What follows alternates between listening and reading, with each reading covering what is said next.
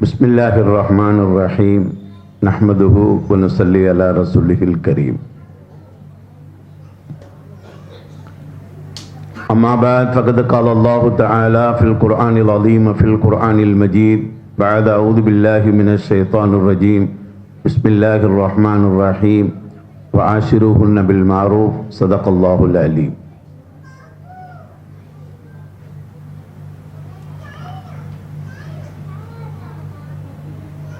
எல்லா புகழும் அல்லாஹ் ஒருவனுக்கு உண்டாவதாக. அவனது அருட்பெரும் அருளும் கருணையும் ஈருலக சர்தார் ஹதரத் முஹம்மது முஸ்தபா ஸல்லல்லாஹு அலைஹி வஸல்லம் அவர்களின் மீதும், அவர்களின் வாழ்வை வழுவாது பின்பற்றிய உத்தம சத்திய சஹாபாக்கள், தாபியின்கள், தபா தாபியின்கள், நாதாக்கள், நல்லவர்கள் நம் அனைவர்களின் மீதும் உண்டாவதாக.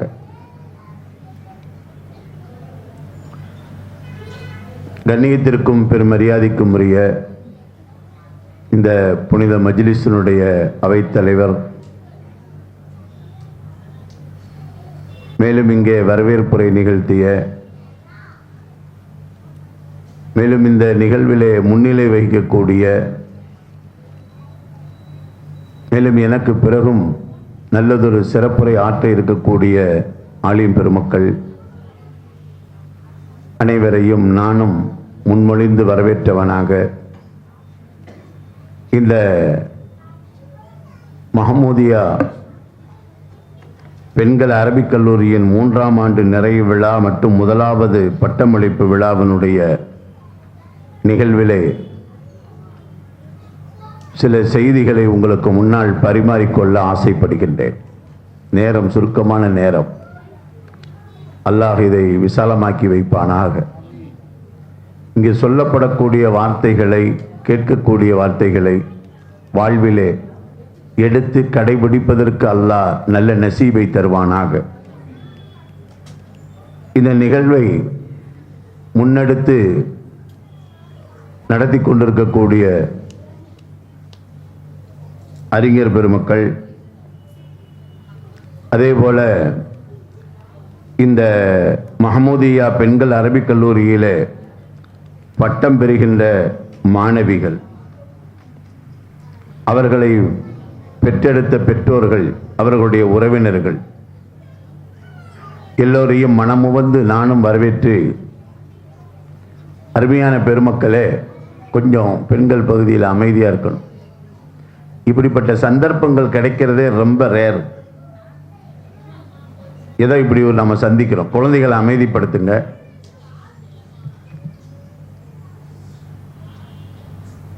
ஒரு புனிதமான மஜ்லிஸ்ல நம்ம இருக்கிறோம். அல்லாஹ் இதை பொருந்திக் கொள்வானாக. அல்லாஹ் இது எந்த நோக்கத்துக்காக வேண்டி ஆரம்பிக்கப்பட்டதோ அதிலே அல்லாஹ் கியாமத்து வரை இதிலே பரக்கச் செய்வானாக. அருமையான பெருமக்களே, தாய்மார்களே, சகோதரிகளே,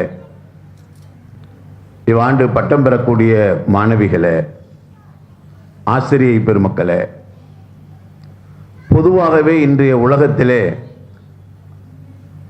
ஆண்களை விட பெண்கள் அதிகமா, பெண்களை விட ஆண்கள் அதிகமா? உங்க முன்னாடி தான் பேசிட்டு இருக்கேன், டிவியில் பேசல, உங்கள்கிட்ட தான் கேட்கிறேன். உலகத்தில் ஆண்கள் அதிகமா, பெண்கள் அதிகமா?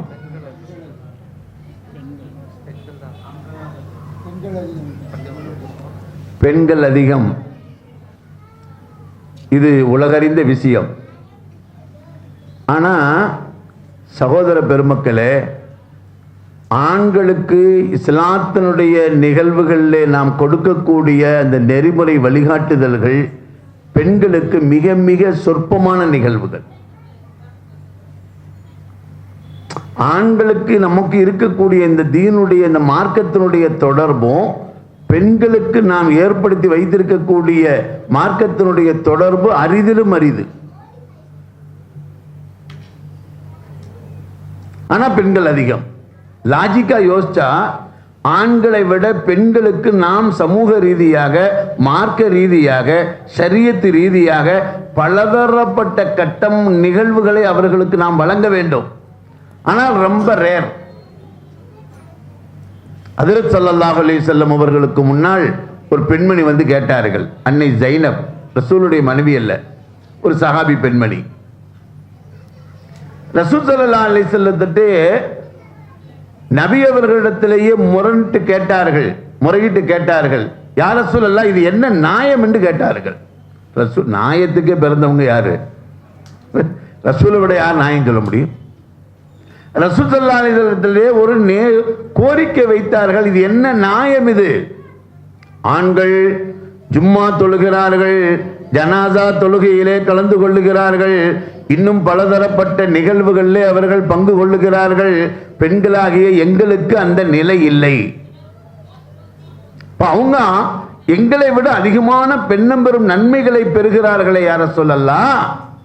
நாங்கள் யார்? நாங்கள் அல்லாஹ்வுடைய படைப்பு தானே, நாங்களும் மனித இனம் தானே, நாங்களும் மனுஷி தானே. ஏன் எங்களுக்கு அந்த சிறப்பு கிடைக்கப்பெறல? ஒரு நியாயமான கேள்வி. ஹஜ்ரத் ஸல்லல்லாஹு அலைஹி வஸல்லம் அவர்கள், அருமையான தாய்மார்களே, சகோதரிகளே, சகோதரர்களே, கொஞ்சம் கவனிங்க.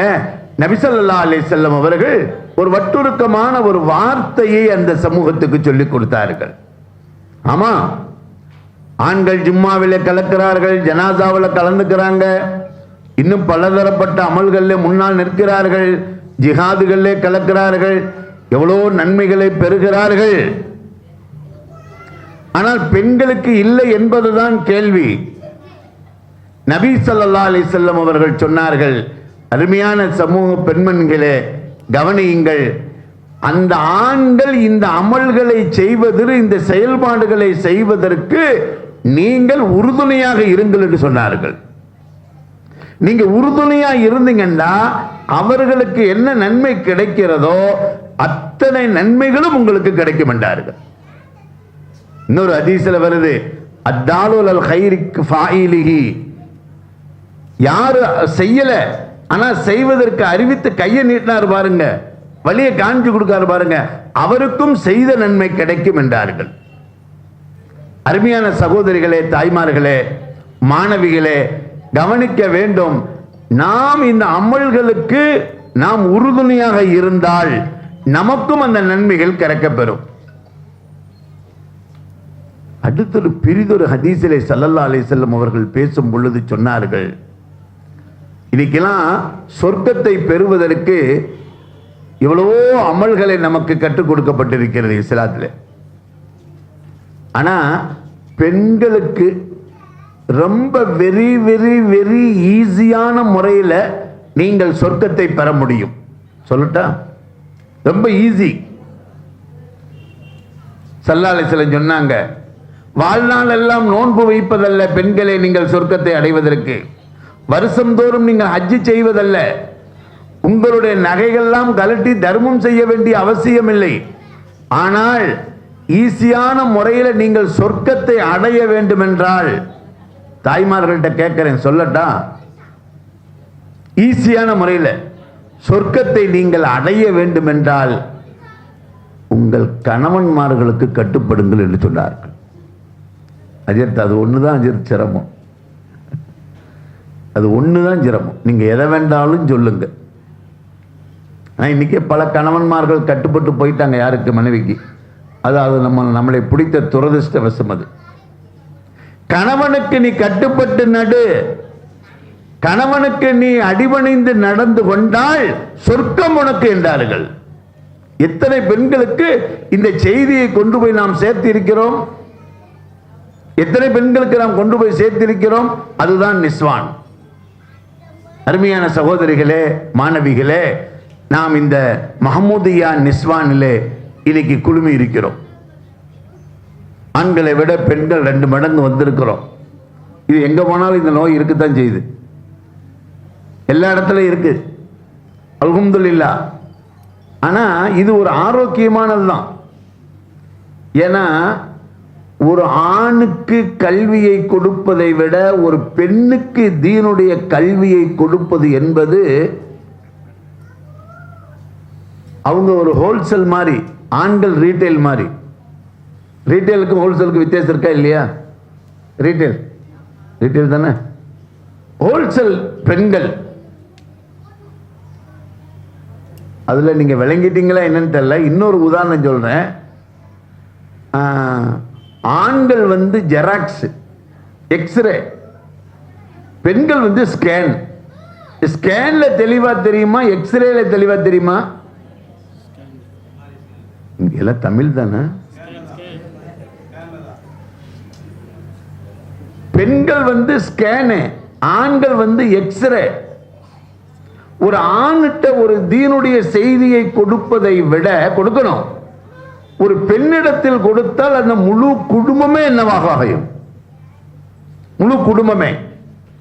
அதனால்தான் உலமா பெருமக்கள், அறிஞர் பெருமக்கள் எவ்வளவோ பணிகளுக்கு மத்தியிலே இப்படிப்பட்ட பெண் கல்வியை ஊக்குவிப்பதற்காக வேண்டி தங்களுடைய நேரங்களையும் தங்களுடைய சிந்தனைகளையும் உட்படுத்தி இப்படிப்பட்ட நிஸ்வான் மதரசாக்களை முன்னெடுத்திருக்கிறார்கள்.